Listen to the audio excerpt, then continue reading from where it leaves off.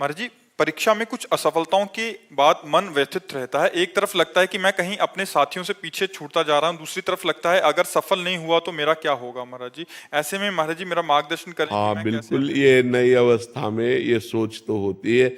अगर बच्चा हम एकाग्रता पूर्वक अपने पाठ को, तो हमें लगता है कि फेल कैसे हम हो गए। आपके ग्रंथ इतने बड़े बड़े नहीं, हमारे ग्रंथ इतने मोटे मोटे हैं। स्वाध्याय हर चीज का 10 साल पहले पढ़ा होगा, अगर वो बात पूछोगे तो अभी 10 मिनट में पूरी उसकी व्याख्या करके बता देंगे। अगर आप प्रयासरत हो, प्रयत्नरत हो, तो अपने विषय में असफल कैसे हो जाते हो। या तो आप ब्रह्मचर्यहीन हो रहे हो, इधर उधर प्रपंच कर रहे हो, अपनी पढ़ाई से विमुख आचरण कर रहे हो, मनोरंजन कर रहे हो। नहीं तो बच्चा, अपने चैप्टर को हमें 1 साल दिया जाता है, 1 वर्ष दिया जाता है अपने चैप्टर को कंठस्थ करने के लिए, पुष्ट करने के लिए। कितनी पढ़ाई होगी। बिल्कुल, मतलब जिस विषय में लगो उस विषय में एकदम। तो हम कह रहे हैं तुम्हारा जो चैप्टर है हम उसे कंठस्थ कर सकते हैं। तो हम इतने कमजोर क्यों हैं कि हम फेल हो जाते हैं। अगर ये हो कि भाई टीचर कोई पक्षपात करता है तो बात अलग है, नहीं तो हम फेल क्यों हो जाते हैं।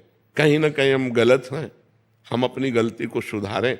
और असफलता मिलना सफलता का एक प्रतीक है कि हमें और जोश आना चाहिए। आप जीवन में कभी असफल नहीं होंगे। रात दिन पढ़ाई करो, ब्रह्मचर्य से रहो, भगवान का नाम जप करो, माता पिता की आराधना करो। कौन सी उन्नति जो तुम्हारे चरणन चूम ले, कौन सी उन्नति जो चरणन चूम ले। इसलिए हमें तो लगता है कि हम अपने धर्म ग्रंथों को ऐसे याद किए हैं जैसे काका गागा नहीं याद किया जाता, ऐसे याद। उठते बैठते चलते फिरते जो पद है, पूरी 84 जी, पूरा सुधा निधि जी, पूरी सेवकवाणी, पूरी स्फुटवाणी, उसे जिस विषय में लगे तो अपने विषय में लगे, जिस विषय में लगे तो एकदम लगे। तो आप फेल कैसे हो गए। अपने विषय का ज्ञान आपको क्यों नहीं है। ऐसा तो कोई चैप्टर प्रश्न दिया नहीं जाता जो क्लास का ना हो।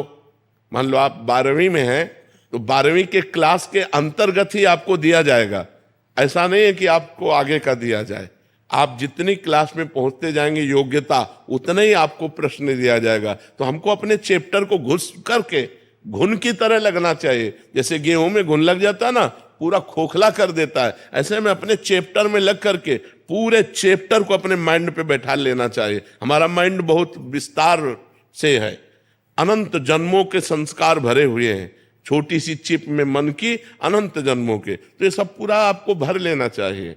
कहीं ना कहीं आप प्रमाद कर रहे हैं, कहीं ना कहीं आप त्रुटि कर रहे हैं, उसको संभालिए। नहीं तो ये निराशा ऐसी बढ़ जाएगी कि जीना मुश्किल हो जाएगा।